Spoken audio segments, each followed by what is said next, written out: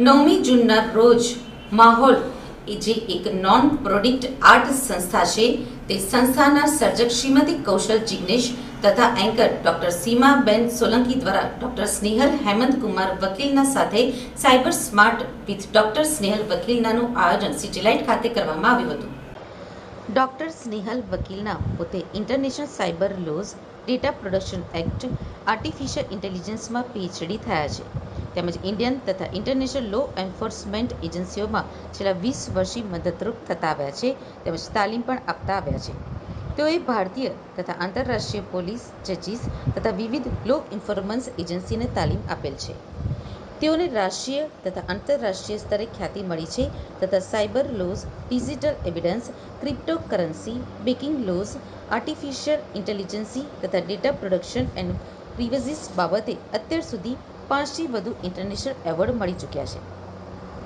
Cyber smart પ્રોગ્રામમાં doctor Snehal Vakilna દ્વારા કહેવામાં આવ્યું હતું કે હાલના સ્માર્ટફોનની computing speed Apollo 11 mission to moon 1999ની કમ્પ્યુટિંગ સ્પીડથી પણ વધારે છે, જેથી આટલા ખતરનાક ગેજેટ આપણે રોજિંદી જીવનમાં લઈને ફરતા હોઈએ છીએ. આ સાથે જ તેમણે ડાર્ક વેબ શું છે તથા તેના વિવિધ કેસો વિશેની વાત કરી હતી. આ ઉપરાંત તેમણે વધુમાં સમજાવ્યું હતું કે કેવી રીતે ચાઇનીઝ હેન્ડલરો દ્વારા એક ઇન્ડિયન વ્યક્તિ જ બીજા ઇન્ડિયન વ્યક્તિને છેતરે છે, જેમાં આપણા ભારતને 1777 કરોડનું નુકસાન થયું છે. તેમણે ગૂગલ જ્ઞાન એટલે કે કેવી રીતે ગૂગલ આપણું ધ્યાન રાખે છે તથા પોલીસ ડિપાર્ટમેન્ટને પણ કેવી રીતે તે મદદરૂપ થઈ શકે છે તે વિશેની જાણકારી પણ આપી હતી. આ સાથે જ તેમણે social media crimes, Ashley medicine જે વેબસાઇટ ઓનલાઈન અફેરમાં તમારી પ્રાઇવસીની ખાતરી આપતી હતી, digital arrest, Chinese toy manual case, લગ્ન કરવા ઈચ્છુક યુવા યુવતીઓને ઓનલાઈન મેટ્રિમોનિયલ ઉપર શું ધ્યાન રાખવું જોઈએ, smart television, agent Smith virus તથા આઈટીઓ અને આર્ટિફિશિયલ ઇન્ટેલિજન્સના કેસીસ વિશે ઊંડાણપૂર્વક ચર્ચા કરી હતી. એટલું જ નહીં પરંતુ સાયબર મર્ડરના કેસીસો ઉપર પણ ડિસ્કશન કરવામાં આવ્યું હતું.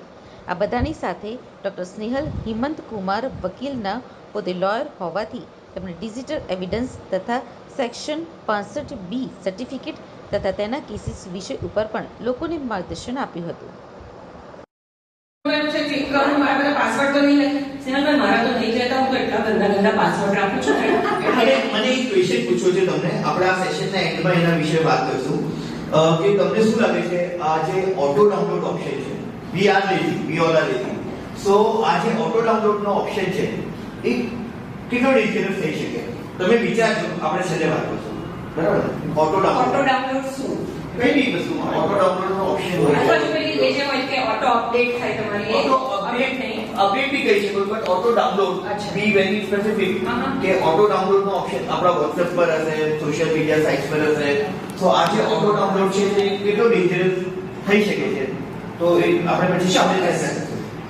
હું અત્યારે છે ને એ જે કોમન ક્વેશ્ચન્સ આપણે લઈને રીતે છે એ મેં કવર કરવાની કોશિશ કરી છે. એટલે મેઇનલી આપણું આવશે WhatsApp end to end encryption. Exactly શું છે ને હાઉ સેફ ઇટ ઇઝ. કારણ કે મને છે ને ઘણીવાર અમારા બિઝનેસમાં બધા ફ્રેન્ડ્સ હોય ને પૈસાની વાત કરવી હોય ને તો WhatsApp પર કોલ કરજો, બહુ સેફ છે, સાદા ફોન પર નહીં કરવાનું.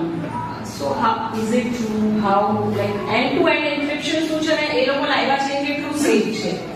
પહેલા મને એ ખાલી જોઈ લેવું છે કે અહીંયા કોઈ ગવર્મેન્ટ ઓફિસર છે. ના, ઇટ ઇઝ વેરી ઇમ્પોર્ટન્ટ. નથી. આઈ